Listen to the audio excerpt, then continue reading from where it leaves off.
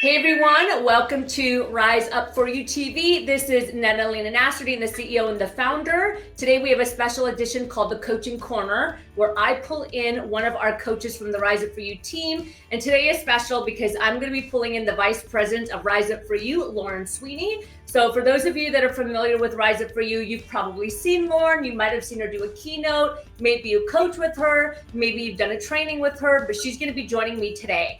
And we're going to be answering questions from our community, and we're going to be coaching live, and we're just going to pull questions that we received. So I'm going to go ahead and I'm going to pull in Lauren Sweeney, our VP, and you're definitely going to want to stick around. Hi, Lauren. You're definitely going to want to stick around because we're going to be answering questions that, to tell you the truth, most individuals have questions about confidence, leadership, how do I show up specifically in the workplace or as an entrepreneur.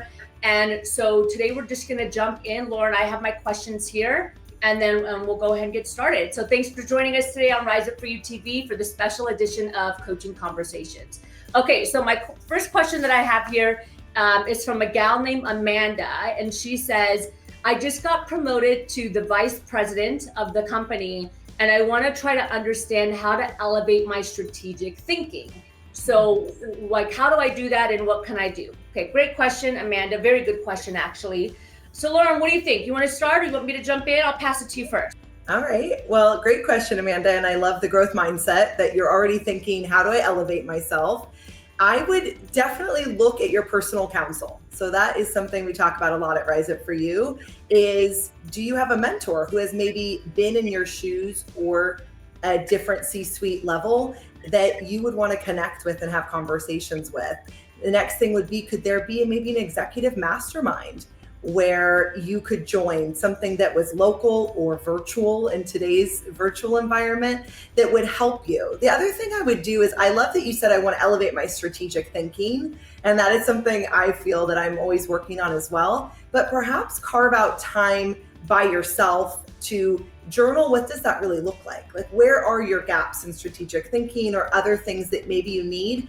And I feel like the more clear I am on what I'm looking for, I will find it in the environment. Yeah, absolutely. I think that's a really great point, your counsel, because your counsel typically helps you evolve your thinking. And the key to I'm just going to add to what Lauren said, the key to having a counsel is making sure that they're all unique and different. You don't want 5 people on your council that all have the same thoughts. Otherwise, your level of strategic thinking is going to be capped. Something that I would say that's pretty, I think, important as well is we talk a lot about at Rise Up For You about the 4 levels of leadership intelligence. So business intelligence, emotional intelligence, collective intelligence, and steering intelligence. This is our leadership blueprint.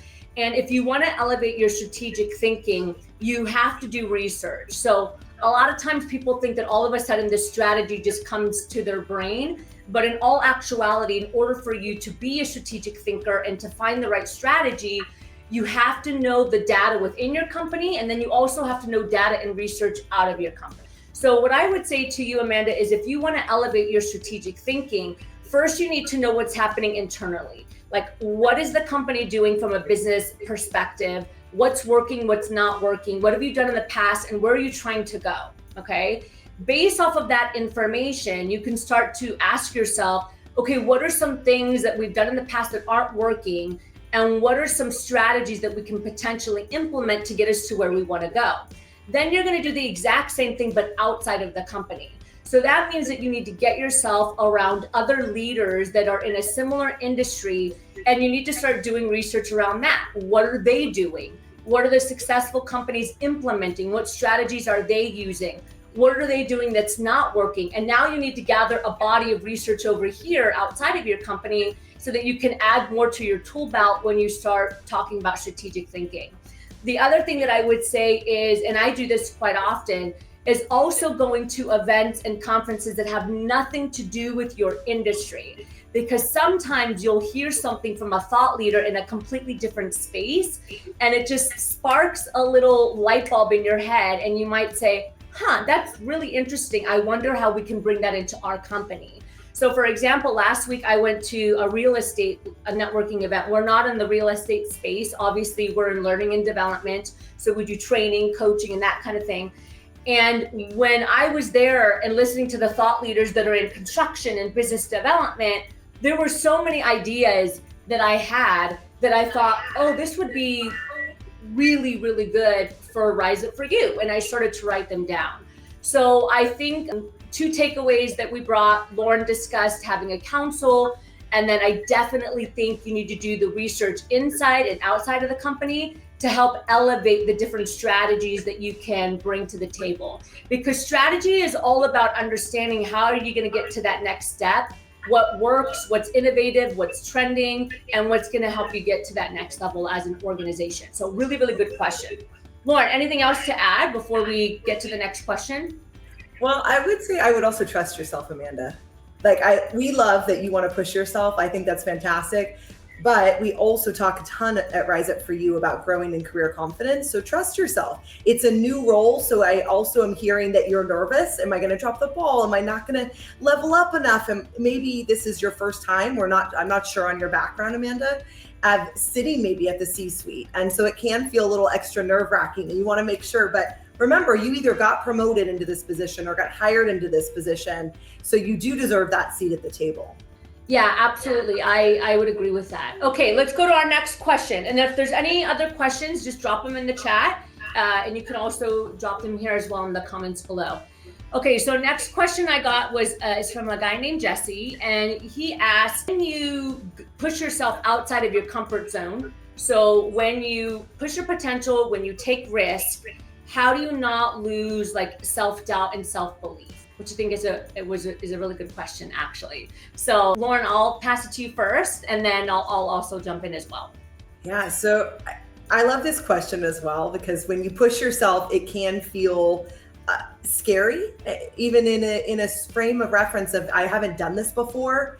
It sounds like maybe, Jesse, you're either looking to take a new risk, or you're thinking, once I take that risk, I don't want to screw it up. This is normal. We all have these types of thinking. And the difference is either you're going to take that risk, Jesse, and then trust yourself, or we sit in this paralysis. So if you're listening and maybe like Jesse, you're either wondering, should I take a risk or not?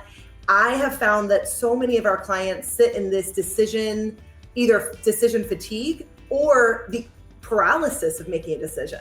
And then they kind of beat up on themselves a lot. Oh, I'm just procrastinating. I'm not taking action. We talk with a lot of leaders that either want to start their own company or they want to move up and they know the action to take, but they won't take it. They know they should revamp their LinkedIn, but they won't do it. And I would say that first, we have to be kinder to ourselves because we're not taking action, perhaps because we're nervous. And then we're beating ourselves up, which just makes us not take more action and then beat ourselves up more. Yeah. So the first thing, Jesse, is if you're looking to take a risk and then you're worried, oh, what if I just mess up the whole thing?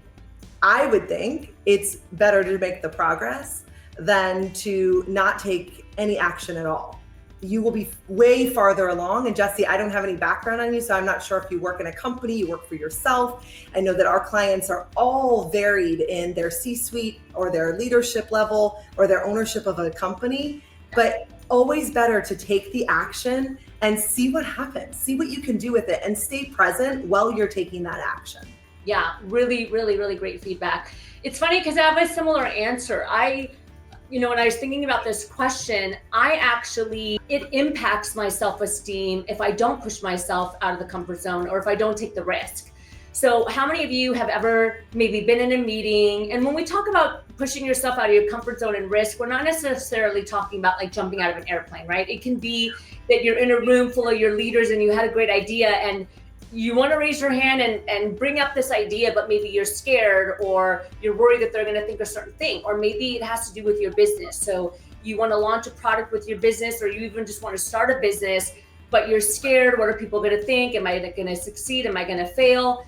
So I'm the opposite. If I don't take an action and I don't push myself out of my comfort zone, I actually feel really, really bad about myself. So how many of you have been in that space where you wanted to raise your hand and you don't, and then you leave the meeting and you're like, I wish I would have just like raised my hand and like said what I wanted to say. And then just like Lauren said, you kind of beat yourself up over it. So I actually lose self-respect when I don't take the action.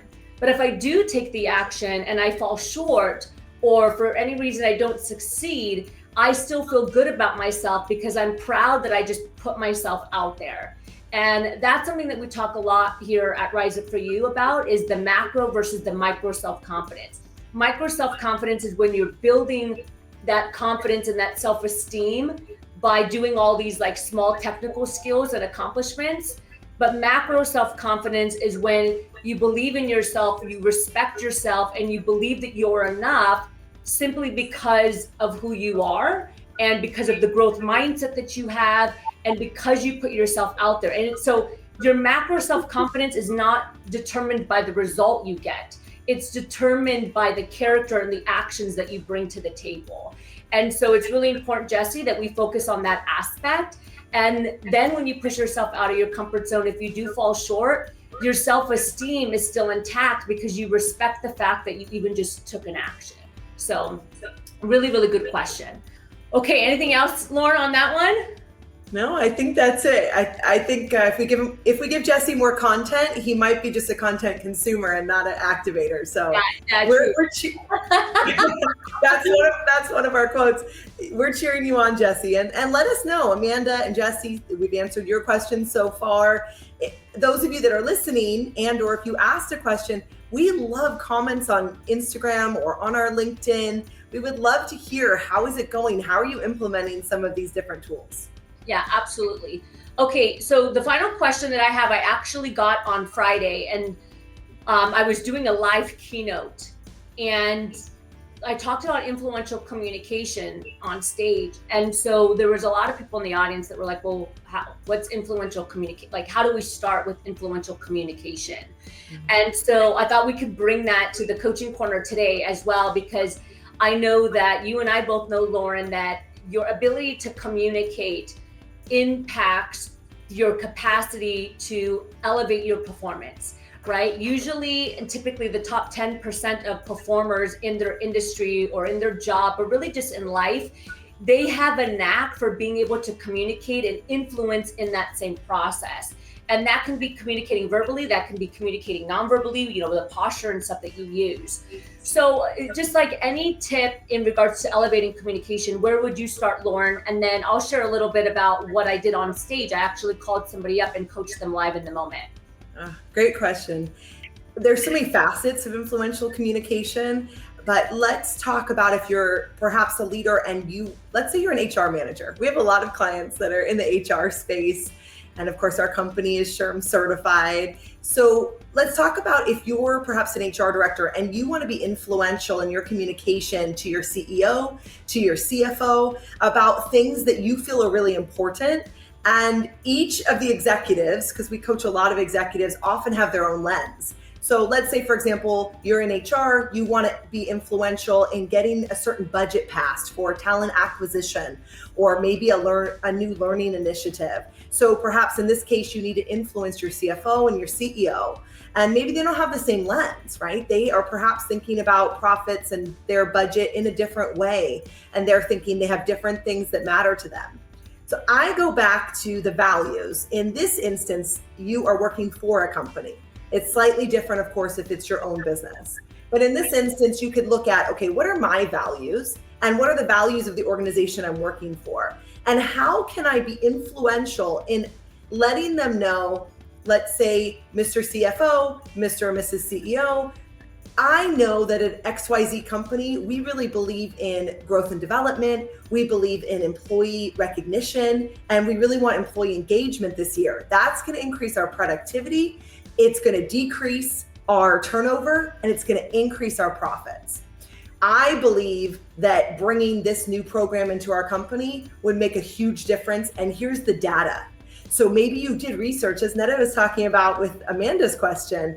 Maybe you do research with Gallup, Harvard Business Review, Rise Up For You. We have a lot of data actually on career confidence, on emotional intelligence, and on the ROI of certain programming.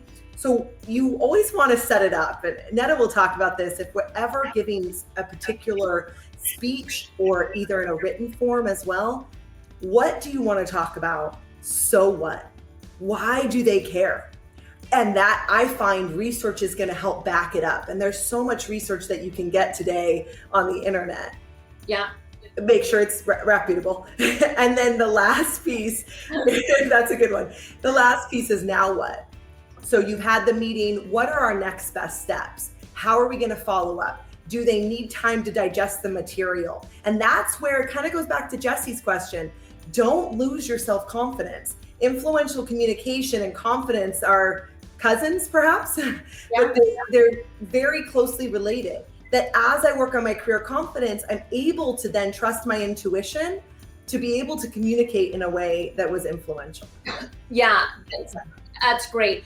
I'm gonna provide a little bit of strategy that is very, very simple that you can start implementing immediately. And it's more from the nonverbal perspective and the delivery perspective. So there's a lot of different things that can help you be an influential communicator. One of them, of course, is like the actual language that you use. What are the words that you're using, and how are you packaging in a way that can evoke emotion and action, like Lauren was saying. But the other thing is also the delivery. It's the energy behind your posture. It's the energy behind the vocal intonation, and it's what you're doing with your body simultaneously. So for example, when I did the keynote on Friday and I brought somebody live up on stage and I coached in the moment, there was just like two very simple things. First thing is, you always want your posture to be really strong and very confident. So for example, if you're standing up, let's say, you don't want to be slouched over and you don't want your feet to be together, because that's a low frequency posture. It's like a bowling pin that looks like they're going to tip. So if you're male or female, you're going to want to have your feet centered, very, very grounded. Sometimes as a lady, you can put like one foot in front of the other, kind of like a bevel, like you sit in your hip, but it's still a very strong posture. And you want to make sure that you're centered and that you're standing on your spine. So that means that your head and your shoulders are back and it's like a straight line. This is what we call like a confident pose. Now you can do the same thing sitting down. So notice that I'm sitting down, but my posture is upright, my shoulders are back. And like even my hand movements, there's strength behind them. There's purpose behind what I'm doing. So the first thing is just the posture when you're delivering. And all of you can go in the mirror right now. You can look in the mirror, you can stand up straight, you can practice like sitting, you can practice using a hand gesture. You always want to make sure that your hands and your posture is open, because this creates closed off frequency. And again, it's all about energy when you're trying to influence within your communication. The second thing is the actual tone quality of the voice. We want to make sure that the voice is clear, it's articulate, and we understand what you're saying. And I just cannot tell you, and Lauren, I know that you've experienced this as well, how many times I go into an event where people stand up and they network and they say their name, and I have no idea what they just said because they're not using assertion behind their vocal tonality. So it sounds like they're mumbling, right? Or I would never work with them because they don't sound confident. So for example, an individual might say, hi, my name is Netta, and I'm the CEO and founder of Rise Up For You. Well, I would never work with that person because it wasn't confident, it wasn't clear, and I didn't feel like that person had conviction behind what they're doing. So when you're speaking, you want to make sure that you over enunciate. So you see how my lips are really working. And then you also want to have peaks and valleys. You want to have highs and lows in your intonation. So for example, I'm not going to want to just completely talk on one frequency the whole time. That's what we call monotone, and that's really boring.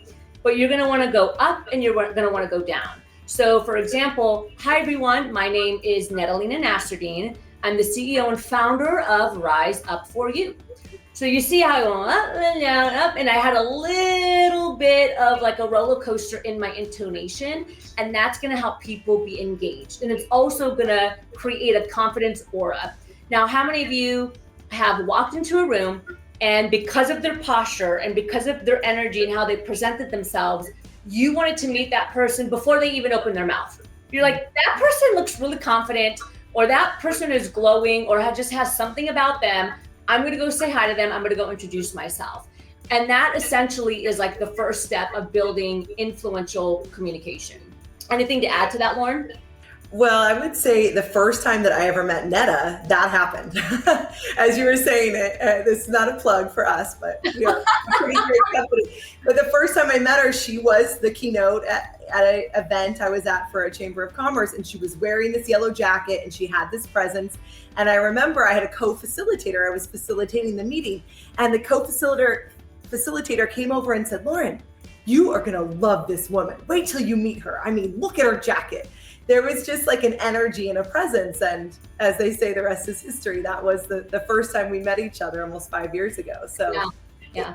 It's true that like the energy and how you come across, and these are also trainable skills. So if you're listening or you're watching, you're feeling, oh no, I could never, I wouldn't, I'm so shy. These are things that you can practice and train yourself on. Even when we work with clients on their voice, even following your voice like an airplane.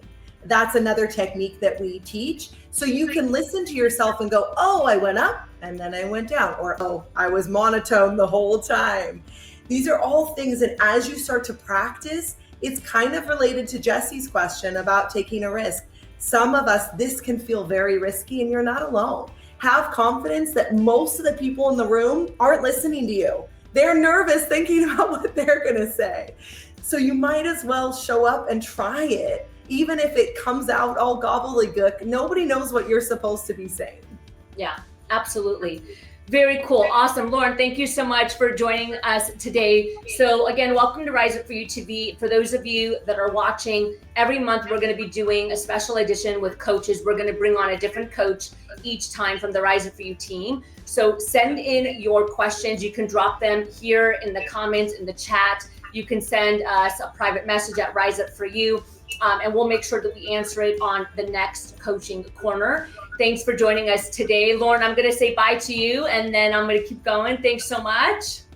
Okay, so thanks again for joining us here on the Rise Up For You TV. Listen, if you heard something today that you resonate with, or you're like, hey, that's me, click the link below that says informative call. My team and I, we work with executives, entrepreneurs, and organizations around the world. We're in over 50 countries with our programming. And this is what we do on a daily basis, is the one-to-one coaching. It's the team training to help elevate your performance, your presence, and really your communication, whether you're in the workplace or you're an individual. So click the informative link below. We would love to have a conversation with you, share a little bit more about how we can support you.